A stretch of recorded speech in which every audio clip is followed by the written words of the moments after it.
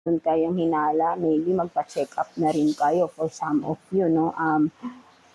Para lang maging sigurado rin tayo, right? Kasi health na yan, di ba? Ayun ang nagiging result kapag masyadong impulsive, no? Something like that, no? So, kumbaga sarili lang na kaligayahan yung iniisip, no? Hindi nag-iisip ng maayos, right? No? So, ito yung nangyayari, no? So, yeah. So, tignan pa natin additional messages. Kuha tayo ng 2 cards for you, Leo.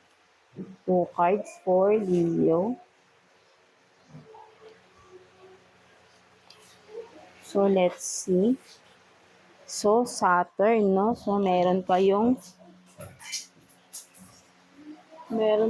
Saturn dito, mga Leo. So, no, maybe may distance kayo ng iyong